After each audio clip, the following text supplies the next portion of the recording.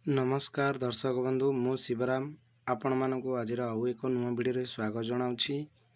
दर्शक बंधु जदि आपणकर सुभद्रा योजना रे टंका आसी नाही, आपण ए पर्यंत सुभद्रा योजना रे कौनसी टंका पाई नाहंती एवं आपणकर सुभद्रा योजना रे रिजेक्ट हो जाइछि, ताहले एही वीडियोटी आपण मानक पई आपण माने बिना स्किप रे संपूर्ण शेष पर्यंत देखंतु। मु आपण मानकु आज गोटे गुरुत्वपूर्ण अपडेट दवा पई जाउची।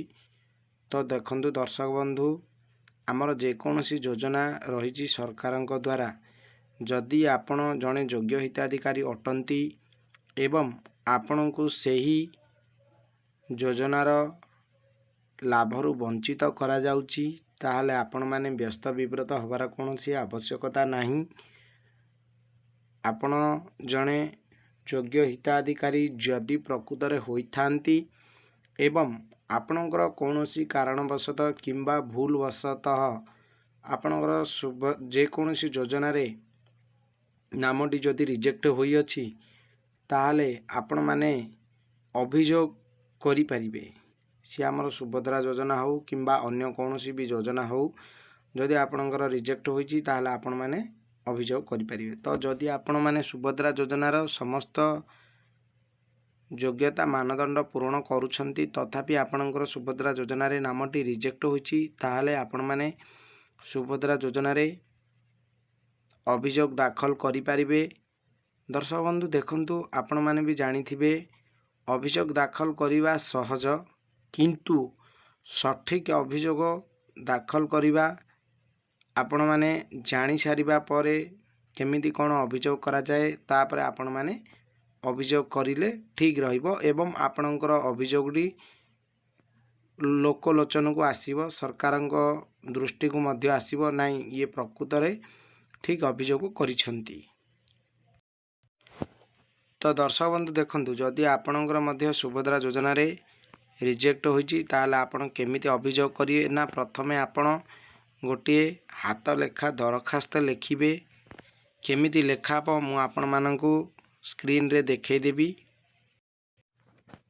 देखंतु दर्शक बंधु, सुभद्रा योजनार मुख्य परिचालक होउचंदी श्री उपमुख्यमंत्री प्रभाती परिडा। तो आपण को लिखिबा को पड़िबो माननीय श्रीमती उपमुख्यमंत्री प्रभाती परिडा महोदया, महिला और शिशु विभाग ओडिशा सरकार महोदय समीपेशु।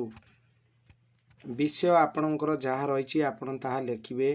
जेमिति कि एठी लिखाई विषय 5 एकरु अधिक जलसेचित जमी थिबा दर्शाई सुभद्रा योजनारू प्रत्याख्यान करा जाई थिबा संबंधी। जदि आपणकर स्कॉलरशिप पई रिजेक्ट होइछि ताले आपण सेठी भी स्कॉलरशिप बाबद रे लिखि पारंती।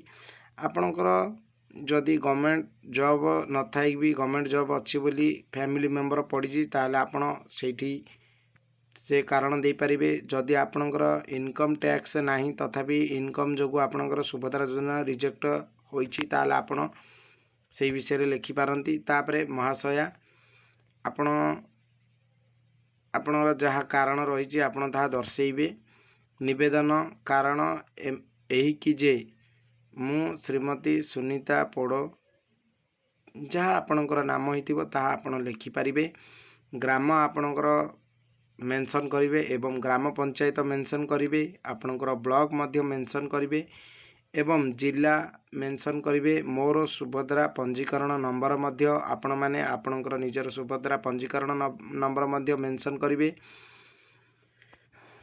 सुभद्रा योजना रे समस्त योग्य मानदंड पूर्ण करिबा सत्ते राज्य सरकार मोर आवेदन को 5 एकर जमी अधिक थिबा दर्शाई मते योजनारू बाद करिसंती, जहा कि यह एक गरीब महिला प्रति अन्याय साब्यस्त होची। प्रकृत रे मोर कौनसी जमी नाही। आपणको एणु आपणको विनीत अनुरोध करे कि जे आपण मोर आवेदन को पुनर्बार जांच करी राजस्व निरीक्षक द्वारा क्षेत्र परिदर्शन करा जाई मते सुभद्रा योजना रे शामिल करा गले एही गरीब महिला ठारे ଏହି ଗରିବ ମହିଳା ଆପଣଙ୍କ ଠାରେ ସର୍ବଦା ଋଣୀ ରହିବ। ଇତି ଆପଣଙ୍କର ନାମ, ମୋବାଇଲ ନମ୍ବର ଏବଂ ଆପଣଙ୍କର ଠିକଣା ମଧ୍ୟ।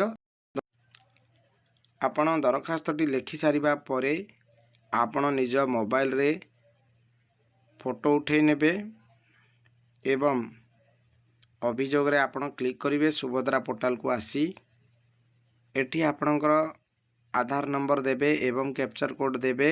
ତାପରେ ଆପଣ ଏଠି ଟିକ୍ ମାରିକି ଲଗ୍ଇନ୍ କରିବେ। ତାପରେ ଆପଣମାନଙ୍କୁ ଏମିତି ଗୋଟିଏ ପେଜ୍ ଶୋ କରିବ। ଶୋ କଲା ପରେ ଆପଣଙ୍କର ଯାହା ପଞ୍ଚାୟତ ରହିଛି ଆପଣ ତାହା ସିଲେକ୍ଟ କରିବେ କିମ୍ବା ଗ୍ରାମ। ଆପଣ ପଞ୍ଚାୟତ ସିଲେକ୍ଟ କରିବା ଆବଶ୍ୟକତା ନାହିଁ। ଆପଣଙ୍କର ଗ୍ରାମ ଅଟୋମେଟିକ୍ ଆସିଯିବ ଏବଂ ଆପଣଙ୍କର ମୋବାଇଲ ନମ୍ବର ମଧ୍ୟ ଅଟୋମେଟିକ୍ ଆସିଯିବ। ଏବଂ ଅଭିଯୋଗ ଦାଖଲ କରିବାକୁ ଆପଣ ଏଠି କ୍ଲିକ୍ କରିବେ। ଏଇଟା ଆମେ ସ୍ଥିତି ଯାଞ୍ଚ କରିଛନ୍ତି। କ୍ଲିକ୍ କଲା ପରେ ଆପଣ ଭୁଲବଶତଃ ଆପଣଙ୍କର ରିଜେକ୍ଟ ହୋଇଯାଇଛି ବୋଲି ସିଲେକ୍ଟ କରିବେ। କରିସାରିଲା ପରେ ଆପଣଙ୍କର ଯେଉଁ ଦରଖାସ୍ତଟି ଲେଖିଛନ୍ତି ସେହି ଦରଖାସ୍ତଟିକୁ ଆପଣ ଏହି ପ୍ରୋଫାଇଲରେ ଅପଡେଟ୍ କରି ଆପଣ ସବମିଟ୍ କରିଦେବେ ଏବଂ ଆପଣଙ୍କର ଫିଲ୍ଡ ଭେରିଫିକେସନ୍ ହୋଇସାରିବା ପରେ ସରକାରଙ୍କ ଦ୍ୱାରା ଆପଣଙ୍କର ଦରଖାସ୍ତଟି ଯାଞ୍ଚ କରିବା ପରେ ଆପଣ ଯଦି ଯୋଗ୍ୟତା ହେଉଛନ୍ତି, ଆପଣଙ୍କର ଫିଲ୍ଡ ଭେରିଫିକେସନ୍ କମ୍ପ୍ଲିଟ୍ ହୋଇସାରିଲା ପରେ ଆପଣଙ୍କୁ ସୁଭଦ୍ରା ଯୋଜନାରେ ଟଙ୍କା ସରକାର ପ୍ରଦାନ କରିବେ। ପୂର୍ବଥର ପ୍ରାୟ 71,000 ଲୋକଙ୍କର ରିଜେକ୍ଟ ହୋଇଥିଲା। ବର୍ତ୍ତମାନ ସେହି ମହିଳାମାନଙ୍କୁ ଟଙ୍କା ମିଳିଛି। ଯଦି ଆପଣଙ୍କର ମଧ୍ୟ ରିଜେକ୍ଟ ହୋଇଛି ତାହେଲେ ଆପଣ ସୁଭଦ୍ରା ଯୋଜନାରେ ଆବେଦନ କରାଇ ନିଅନ୍ତୁ, ଅଭିଯୋଗ ଦାଖଲ କରାଇ ନିଅନ୍ତୁ। ଆପଣ ମଧ୍ୟ ସୁଭଦ୍ରା ଯୋଜନାର ଆଗାମୀ କିସ୍ତି ପାଇପାରିବେ। ଜୟ ଜଗନ୍ନାଥ।